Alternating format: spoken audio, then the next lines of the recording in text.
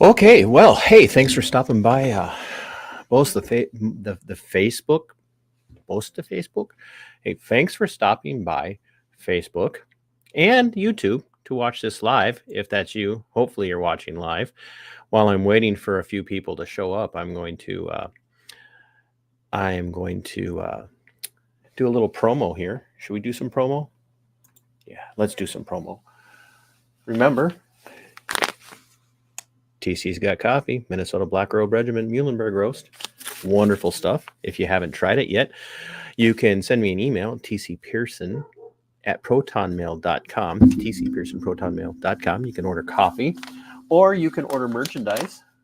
Yeah, you can order merchandise from me. I got these nice little things here. Lights a little bright, Minnesota Black Robe Regiment, and a tumbler. Got a coffee mug with a logo. You see it on the screen and on the mug.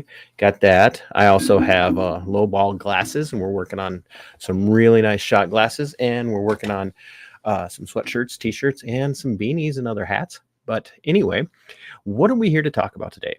Well, I had an interesting experience with a local Antifa person, and she's very proud of her Antifa nature, so much so that she has actually harassed a local patriot and attempted to have him run out of town. Her harassment of him has resulted in a massive amount of slander and libel directed at him. People were threatening him, threatening to shoot him. One person said so much, sure would be horrible if you caught a bullet in the head. And a lot of this comes from this lady, attack on him. Now, the reason why I called this casual cognitive dissonance, and because it's needed, and I'm gonna show you this lady's page, or her, not her page. I'm gonna show you some of her Twitter. I'm gonna show you something about her that is rather interesting. This won't be a real long video, but make sure you're sharing this both on from YouTube and on Facebook, and comment. I love comments. Comments are fun. So let's share this. Let's take a look at what she has to say.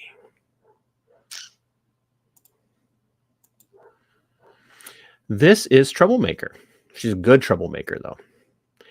Still resisting, still fighting, definitely anti-fascist. Are you? Join me and let's keep going. I follow back, but no list. Not the Dutch ballerina. I guess there must be a Dutch ballerina named Julie Fryer, right? So let's see here. What's that? I don't know what that is. That's her though, right? So why do I say she's a fascist anti-fascist? Well, because as we scroll down here, you're gonna take a look at something that she posted about. And as some of you know, I'm not a Scott Jensen supporter. Not a fan of Scott Jensen. I don't care for Scott in the least. Well, I shouldn't say in the least. He's got some things I really support his position on resisting mandates and stuff. But Scott Jensen posted something here, and if you can you see it well there on the screen? Yeah, there, you can see it. Good. It says on here, Minnesota, in case you're wondering why the 2022 election is critical for our state, at MNGOP, does not believe in public health.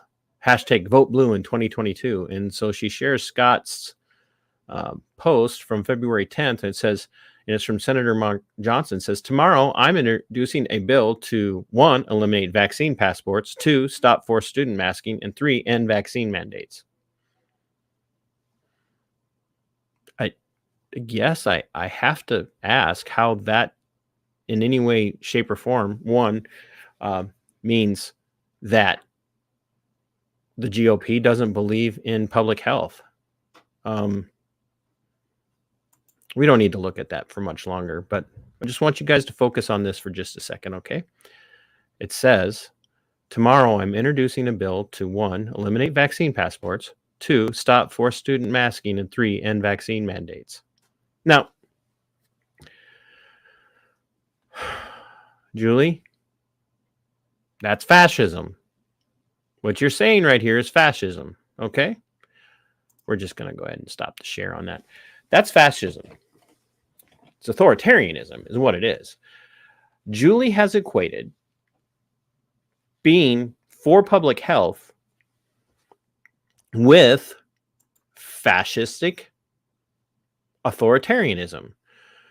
So a vaccine passport would mean what passports mean, which is you can't go somewhere without it.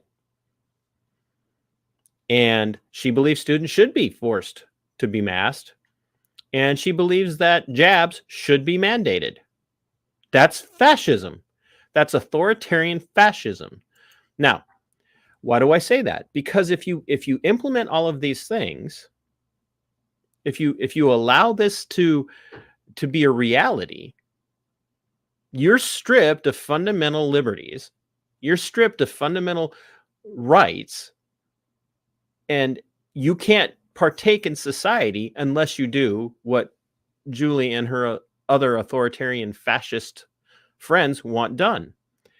And so here's this proud anti-fascist wanting to take away from you your freedom and ability and to conduct commerce, to travel, to go for entertainment, to go out to eat, any of those things, unless you do what they say you want them to do, or unless you do what they say you should do. You want to eat here? You will show your papers. You want to have this job? You will show your papers. You want your children to be educated? You will put the covering on their face. That is what we do. Do you understand? Show your papers. And that's what she's doing. She believes that there should be penalties placed on you for not doing what they say. It's fascism. And the worst thing about it is it's cognitive dissonance. It's okay because that's what she wants. She's perfectly fine with putting that on you. You will do what she wants, or else. And that's what's wrong with the left today. Not classical liberalism, not centrist, but leftist. And these are the people that have the loudest voice in the Democrat Party right now. These are the people that want to control your lives. And it's not fascism in their eyes. They're doing it for your good. They're doing it for the good of society. That's their view. Now, what's going to happen is she's going to hear about this and she's going to come after me and she's going to try and stick all of her anti-fascist, fascist authoritarian friends on me. Well, not friends, people she's connected to. She's going to stick them on me like she did with this other individual I was talking about. But I don't care. She's going to try and get me canceled. Guess what?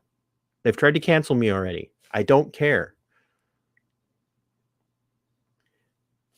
The problem with these people is this is what they want. They want to take away from you all freedom. They want to take away all your liberty. They want you to do what they want you to do, and they don't want you to have any choice in the matter.